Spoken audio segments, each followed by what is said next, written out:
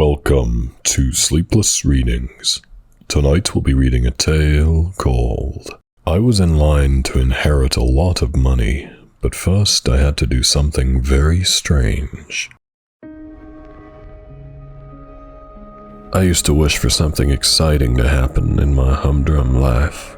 After the events of the last 2 days, all I can say is, be careful what you wish for. I am a porter in the local hospital and live in a cramped apartment that's close enough to walk to work if I want, but also close enough for the view at night from my window to be dominated by the plume of smoke which rises as darkness falls from the chimney of the hospital incinerator. I know what is being burnt in it. I helped take it there, and cannot help but think of what will remain, even after the intense heat, of the fine ash that will fall back to earth. I live alone, and dwell too much on things like this. On top of this, the pay for my job is lousy, and I have a lot of debt. There's a credit card in particular that I'm struggling with. The account has been handed over to a collection agency, and I'm constantly expecting a knock on the door. Up to now, they've restricted themselves to phoning daily. I usually let my mobile go to answer phone and deleted the messages unread, until yesterday, when I had half a dozen missed calls showing when I checked my phone at the end of my shift. Things, I figured, must have escalated with the debt, and I needed to take my head out of the sand. Feeling sick with worry, I pressed play on my messages.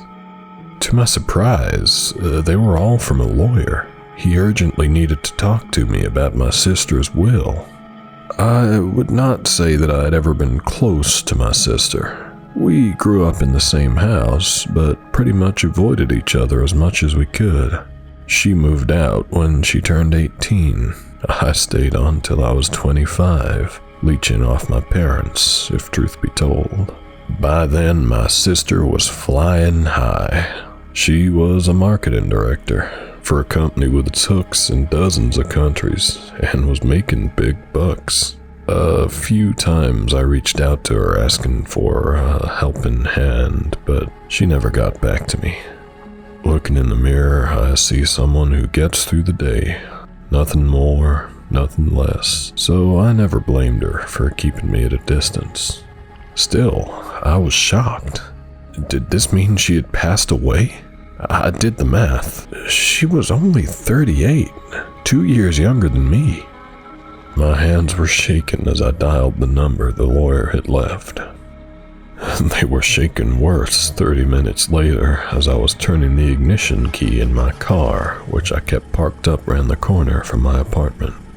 My little sister was dead, he had told me, and she had left me a sizable bequest in her will. But there was a condition which needed to be discussed in person as soon as possible. Ignoring a call I knew to be from the collection agency, I set off. I thought wistfully of how soon I would be able to phone them and pay off the debt in full. That would be such a relief. Sizable. Surely that meant thousands, maybe more. I am ashamed to say that I was more excited than sad as I reached the lawyer's office in a bland complex in the center of town. It was getting late by now, and there was no one on reception, so I pressed the button next to the lawyer's nameplate. He answered and said he would be right out.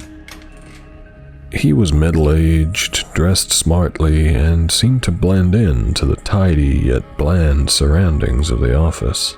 As he began to talk about the will, I bit down on my urge to tell him to hurry up, to get to the how much. When he finally did, I had a new urge to resist, jumping up and down and hollering with delight. I was in line to inherit a cool $250,000. My problems washed away before my glazed-over eyes, and I began to see a future of wonderful laziness. Then he went and ruined it all. There is a condition, he said, as I mentioned on the phone. Yeah, I thought, whatever. He cleared his throat. Your sister had a concern regarding her burial. She was afraid, you see, of being buried alive and waking up underground with no way out. It was quite the terror. But she's dead, I pointed out. You told me that. She is. Her death was certified by a suitable medical professional and the paperwork is sound. So? To help assuage her fear, she had her coffin fitted with a two-way radio. At this point he opened a drawer and took out a walkie-talkie before continuing. So that in the eventuality she has been buried alive and comes round, she can call someone and they can rescue her. I did not like the way this was going. Someone? I asked. He nodded. Yes, you.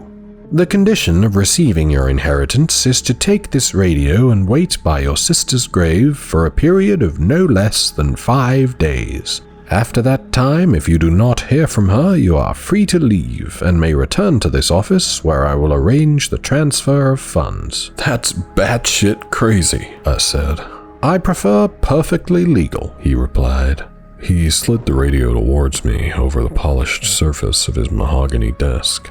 $250,000, I said. It could be in your account by this time next week. What else was I meant to do? I said yes. I would do it.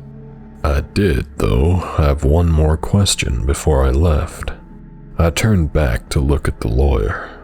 My sister never raided me. Even though this is insane, why would she trust me with her life like this?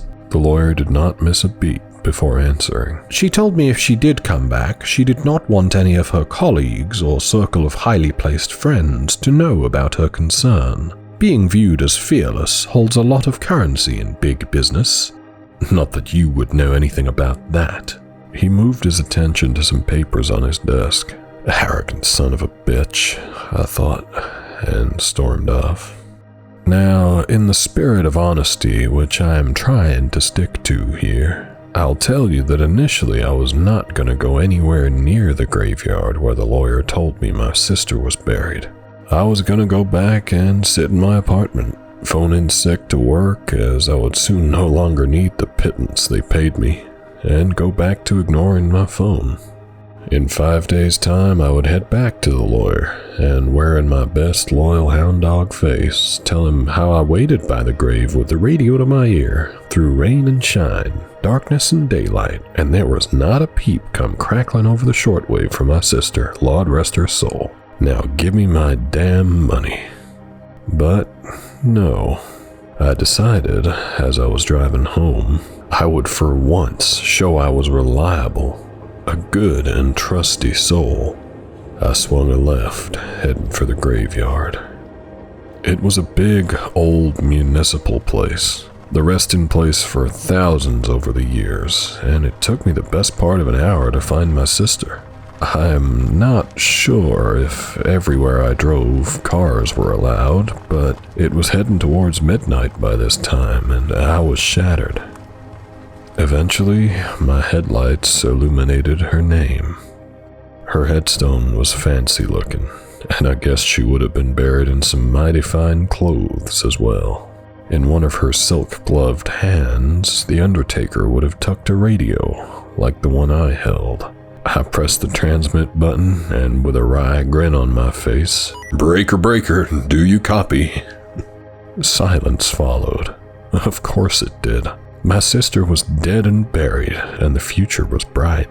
I started to think about what type of TV I would buy. The walls in my pokey apartment were too small for the best widescreens I had admired in showrooms until I had been asked to leave. Obviously, I would also have to upgrade my accommodation. This was sweet. Is that you? The voice came from the radio. I almost dropped it. I was so surprised. It couldn't be. Is that you, loser? The voice broke out of the radio speaker, loud and clear. It was my sister. I pressed the button to reply. Yes, I mumbled. You dipshit. She snapped back. What took you so long? I was at the lawyer's, I began to explain. He told me about... She cut me off. I don't care. Just get me out of here. I'll go get help. I was ready to bolt, ready to flag down the first fire truck or police wagon I saw and scream help. No. Her voice was distinct and sure. I don't want anyone else to know. I have a reputation to maintain. But I managed. Then the instruction came. Dig me up. I was too freaked out to ask if it was okay for me to go get a shovel from somewhere. I fell down onto my hands and knees and began to paw at the dirt. It took a long time, and all the while I had my sister bitching at me how I was a good-for-nothing. Finally, with the first streaks of red appearing in the dawn sky, I made it down to the coffin lid. How on earth was I meant to open it, though, with my bare hands? I was still wondering when I heard a click, and the lid began to rise. Turns out she had a latch inside. I stood there and watched then as my sister sat up. The first thing I noticed was the smell. It was bad, like a house that's been shut for ages and has gone moldy. There's a possum died in there as well at some point, down in the cellar, and boy was it ripe.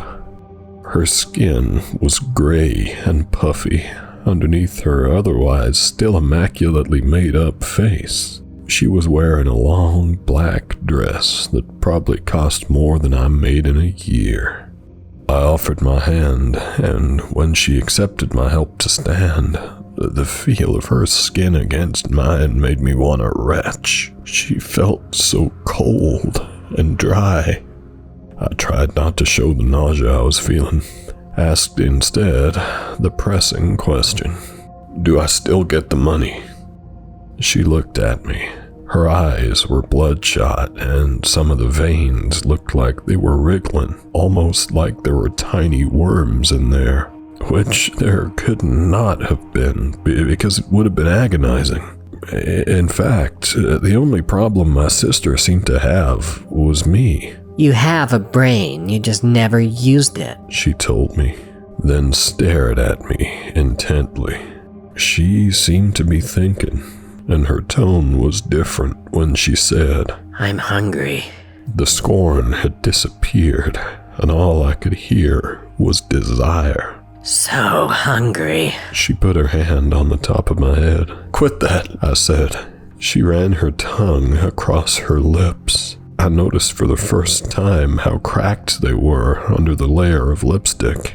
Dark flesh showed where her skin had broken open.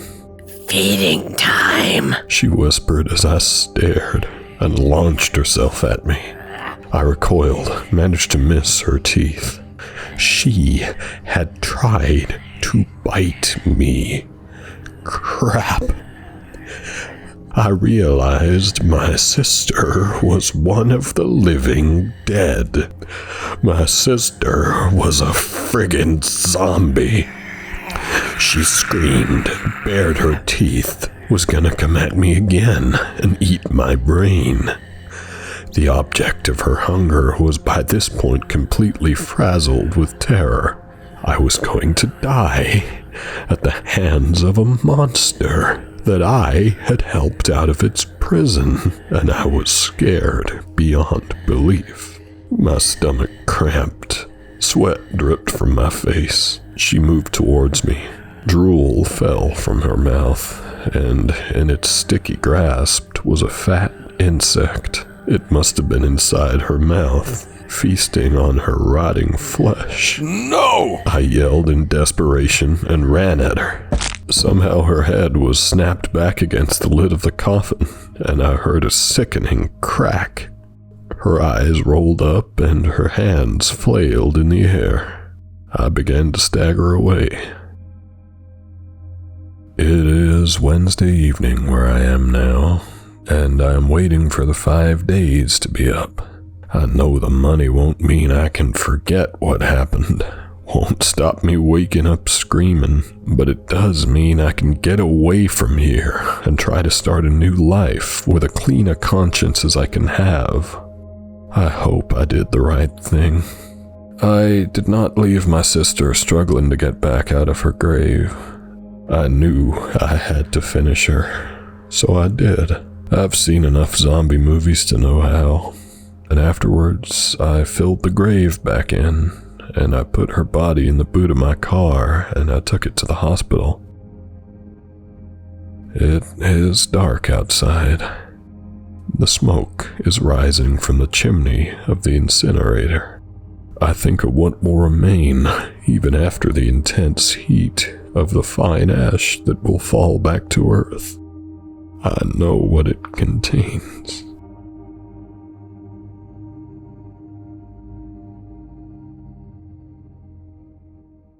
Thank you for listening. That was I was in line to inherit a lot of money, but first I had to do something very strange. Don't forget to like the video, it does help to boost the channel. Leave a comment for the algorithm. There's new stories every Sunday. Not to mention the shorts on Tuesdays and Thursdays. So subscribe. And ring the bell. Thanks, guys. And, as always, stay sleepless.